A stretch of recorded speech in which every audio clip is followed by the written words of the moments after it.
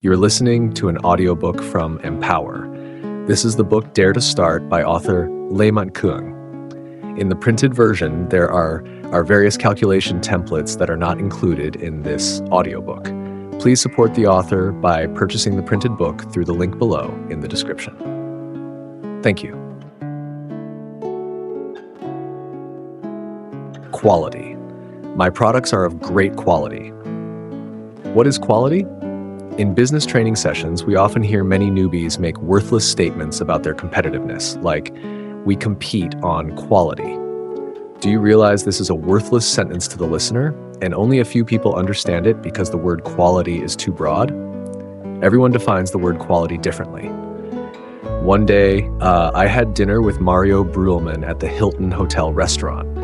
I ordered Vietnamese spring rolls. It took them nearly 30 minutes to bring me 2 stalks of herbs and 3 spring rolls, which were beautifully displayed on a large plate with more than 30 centimeters in diameter.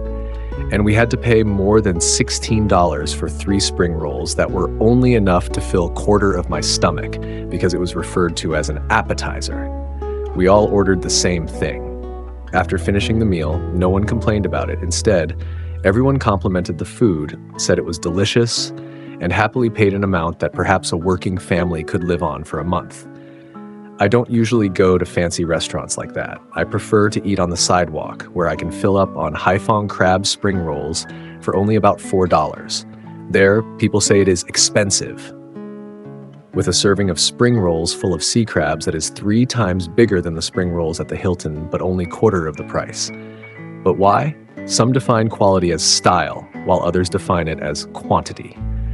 The important aspect of defining quality is not how you define it, but how your target customers define it. Quality is always defined by customer requirements and expectations. A worker who goes to lunch at a popular restaurant does not expect a good seat or a romantic atmosphere. He does not expect you to garnish your plate with onions and a tiny piece of meat on a large plate. He does not expect slow service, so he can take his time enjoying the space. What he expects is a lot of rice, a lot of meat, feeling full, a cheap price, no waiting. He defines quality as satisfying the above requirements. And if sometimes he can eat now and pay later, then even higher quality you are of. While this is the complete opposite of a businessman dining at a 5-star restaurant, customers will judge the service as poor if it is delivered too quickly there. That is because people do not go there for a quick bite to eat and leave. They want to enjoy the ambiance, have time to talk, and more importantly, to assert themselves. One of our students opened a Korean food restaurant in a district of Haiphong. She runs a good business. Every month, the restaurant chain brings her a significant profit. Because of her good business, I once stopped by the restaurant for lunch on my way from Hanoi to Quang Ninh on business. Honestly, everything in her restaurant did not appeal to me, from the seating to the food to the presentation. However, the restaurant was very crowded. Do you know why? I am not her target customer.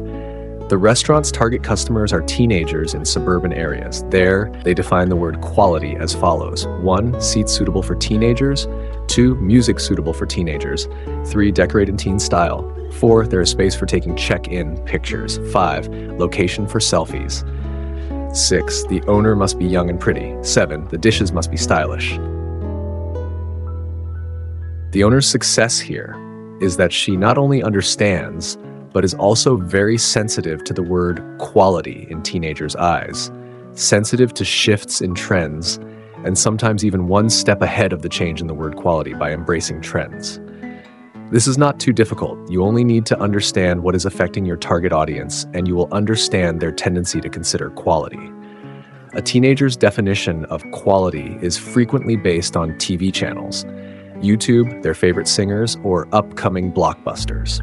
Students are greatly influenced by the colors, decorations, clothes, words, and musical genres featured on the channels they often watch. For instance, remember when I mentioned a t-shirt business model that specializes in researching upcoming movies on www.imdb.com? They predict which styles will be popular based on the trends of those movies. They always become trend leaders shortly after the release of blockbusters. Understanding customer psychology and serving them accordingly is the key to creating a competitive advantage. In the previous chapter's Grab Taxi example, the word quality was examined and specifically listed with solutions to customer pain points. The location map helps you not feel nervous while waiting for a taxi. Knowing the exact price for each trip relieves you of the fear of being taken advantage of by taxi drivers who take a longer route. The star rating system gives you the right to provide feedback on any issues you find unsatisfactory. The word quality needs to be transformed into concrete solutions. How can you capture customer psychology once you have a target audience? How do you understand customer sentiment? The answer is to always have a mindset of putting yourself in your customer's place. The golden rule for every businessman is this: put yourself in your customer's place. Orison Swett Martin. 4 things that help you put yourself in your customer's place. 1. What do they see? How do the things they see affect their feelings and thoughts? Have you ever seen a beautiful person that made you feel ugly instantly? When you see people with lighter skin, you automatically see yourself as having dark skin. When you see someone who is thin, you suddenly see yourself as fat. Sometimes your phone is still very good, but seeing the phones of your colleagues makes you want to buy a new one. Many messages pass through our minds that are influenced by what we see every day. Many needs arise as a result of what we see every day. Understanding what your customers see on a daily basis can help you greatly understand their emotional state. 2. What do they hear? How do they feel about what they hear? What does the television say? What does the media say? What do their colleagues say? What do their family and friends say? What is correct and what is incorrect in what they hear? Is what they hear causing them pain and need? I see a lot of people who have heard about investing and things like, you have to learn how to invest, and rich people know how to invest. Therefore, everyone has rushed to learn how to invest, oblivious to the fact that much of what they consider investment is actually not what wealthy investors do. They are in fear of missing out, of becoming obsolete if they do not know anything about investing. So they play the game that manipulators create to steal their money. The media, including fake news and investment trends, have created a wave of so-called passive income opportunities, which can create an illusion for many people who fall prey to misleading promotions in newspapers and other sources. Although this is not a book on the subject, keep in mind that poor people read newspapers, rich people read financial statements. What do your customers hear? How are they feeling about what they hear? 3. What do they say? Did you know that a lot of what people say is just a fallacy to hide some pain in their lives? Words like, I do not like numbers or I hate numbers are sometimes just excuses for laziness, fear of being wrong, or fear of failing again. Do not just listen to what they say, also listen to what's in their heart that causes them to say these words. 4. What mood are they in? We need to go a step further with what they see, hear, and say to understand what people truly feel. Recently, I visited a former student and our close friend in Bat Trang Pottery Village. He specializes in selling antique-style, high-class ceramics to the super-luxury world. He shared with us, "My customers are not the people who come in and out of this pottery village, because the people who come to the pottery village will never feel the need to buy a high-class product from me." There are 4 groups of people going in and out of this pottery village, perhaps very wealthy people as well, but they are not in the mood for quintessential treasures. These 4 groups are people who, 1, take their child to the pottery village. They are just in the mood to let their children mold the clay. 2, go to the pottery village with their girlfriend. They are only in the mood to go out for fun, not buy anything, at most a cup as a gift. 3, come as tourists. They are only in the mood to buy average gifts and buy bowls to eat. 4, purchase worship items. My friend does not serve this audience because they are often lured by fortune tellers. Except for the 4th group, which my friend does not serve, the other 3 are in the mood to go out, not to spend thousands of dollars on a vase. They may have money, but they are not in the mood to invest it in a treasure for their castle. One day, I consulted a company specializing in providing consulting services for studying abroad in the United States and the United Kingdom. The first session, I said to them, Consult me like you consult your client. So they started telling me about states, about partner schools, about pricing packages, and about industries. They then inquired as to my thoughts. I told them what they often hear from their potential clients: I will consider it. What exactly does that sentence mean? That is what a customer says politely when they are not impressed with you. I told them sincerely, you guys have provided me with information that any company can do. Is there anything unique that other companies do not have? They responded, no, there isn't. We don't think we have any. I have a list of 13 guiding questions that I frequently use in my counseling. I regard this list as a special asset to keep on hand for when I need it. It helps me when I am advising businesses on how to differentiate themselves.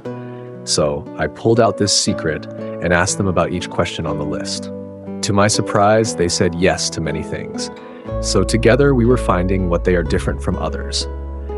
Later that day, someone from this company said to me, honestly, I have never been more confident in our study abroad consulting service than I am right now. We have so many differentiations. I just realized there are strengths that can easily be our unique selling points, USP. What did they discover? They understood the pain point for children who study far from home, as well as the concern of parents who stay at home and worry about their children abroad. Meanwhile, they have a significant partner, an international organization that finds foster parents for students away from home, one of the largest, longest-standing, and most ethical organizations guaranteed by the government of the host country. Every student studying abroad through their institution will have the opportunity to find American foster parents with the assurance that these are people of good moral character and of the Christian faith. Students coming will be prepared to live at the home of their foster parents who will care about their school environment and schoolmates, sure that they will not be influenced by bad friends while they live in a far country. This is just one of the many advantages that few other overseas study organizations have. Just imagine, if my child were to study abroad, how I would feel when my child is well taken care of by foster parents there. We will communicate regularly, and I will also be updated on my child's situation through these foster parents. My child will not only learn academic knowledge at school, but also learn about family life and culture in the new country. I will feel more reassured compared to putting my child in a student dormitory with wild parties that could happen anytime. This company understood the customer's pain points. They know what customers see in American movies about student life. They know what customers hear about student life abroad. They know what customers say and how they feel. Most of all, they know their customers' concerns and have designed their products and services so that they do not have to worry about those issues anymore. That is quality. 1. Who is your target customer? What kind of media and surroundings are they influenced by? Schools, YouTube, Facebook, singers, artists, or movies, or all of the above? Which channels specifically? 2. Put yourself in your customer's place. Customers will define quality in terms of the advantages they receive and the circumstances surrounding them. What do customers see? What do customers hear? What do customers say? What mood are customers in? 2 actions to take right now. 1. Create your customer profile and the channels that influence them. 2. Stay current on those channels of influence to always know their next trend.